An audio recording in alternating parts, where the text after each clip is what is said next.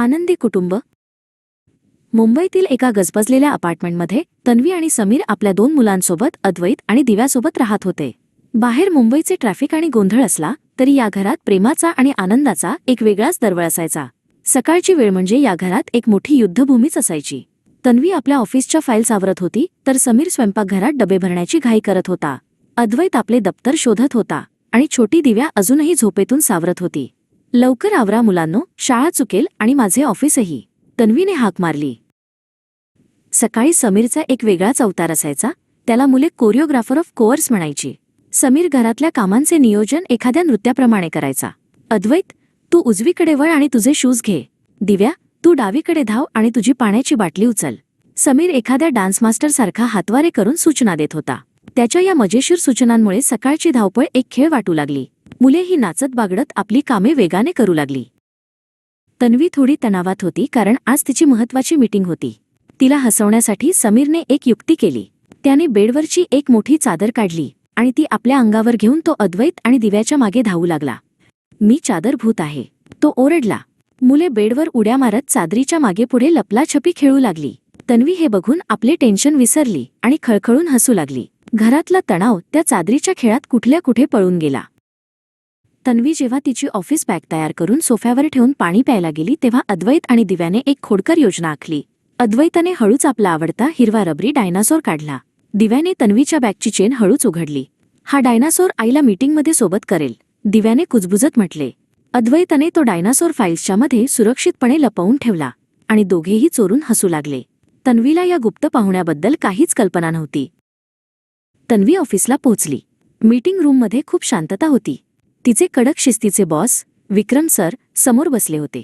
तन्वीने आपले प्रेझेंटेशन सुरू करण्यासाठी बॅगेतून लॅपटॉप काढण्याचा प्रयत्न केला, पण लॅपटॉप काढताना तिचा हात एका मऊ वस्तूवर पडला. तिने विचार न करता ती वस्तू बाहेर काढली आणि अचानक पूर्ण रूममध्ये आवाज घुमला, चू. तन्वीच्या हातात तो हिरवा रबरी डायनासोर होता आणि तो दाबला गेल्यामुळे आवाज करत होता. पूर्ण मीटिंग रूममध्ये एक क्षण शांतता पसरली. तन्वीला काय बोलावे कळेना, पण तिने हसून परिस्थिती सावरली.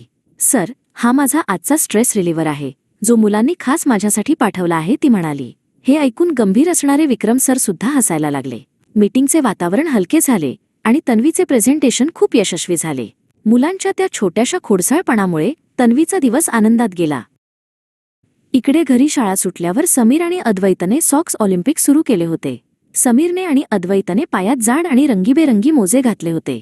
हॉलची गुळगुळीत फरशी हे त्यांचे खेळाचे मैदान होते. कोण सर्वात लांब घसरतंय ते बघूया, समीर म्हणाला. समीरने पळत येऊन फरशीवर जोरात घसरण्याचा प्रयत्न केला, पण त्याचा तोल गेला आणि तो मजेशीरपणे जमिनीवर बसला. आता अद्वैतची पाळी होती. त्याने जोरात धावत येऊन फरशीवर एका पायावर घसरत जाण्याचा पराक्रम केला. बघा बाबा, मी जिंकलो, तो आनंदाने ओरडला. समीरने हार मान्य केली आणि अद्वैतचा हात हवेत उंचावून त्याला विजेता घोषित केले. दिव्या बाजूला बसून या सॉक्स ऑलिम्पिकचा आनंद घेत होती आणि आपल्या बाबांच्या आणि भावाच्या खेळावर जोरात ओरडून त्यांना प्रोत्साहन देत होती. खेळाचा उत्साह संपला आणि दिव्या गणिताचा अभ्यास करायला बसली. पण गणिते तिला खूप कठीण जात होती. 9 आणि 7 किती होतात, भागाकार कसा करायचा, हे विचार करून तिचे डोके दुखू लागले. दिव्याचा चेहरा रडवेला झाला होता. तिला वाटले की तिला कधीच गणित समजणार नाही.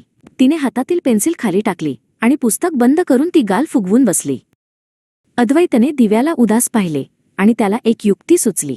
तो स्वयंपाकघरात गेला आणि त्याने डोक्यावर स्टीलची एक मोठी चाळणी घातली.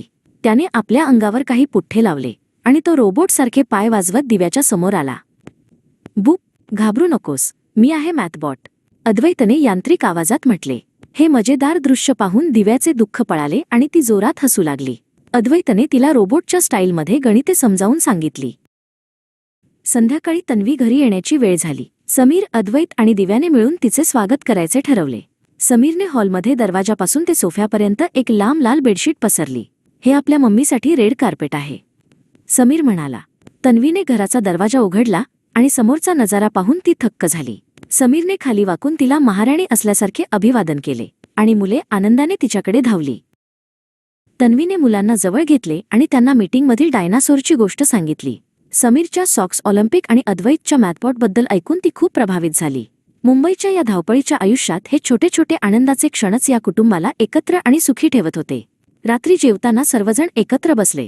समोर तो हिरवा डायनासोर होता आणि घरात फक्त हसण्याचे आवाज गुंजत होते. हेच होते खरे आनंदी कुटुंब.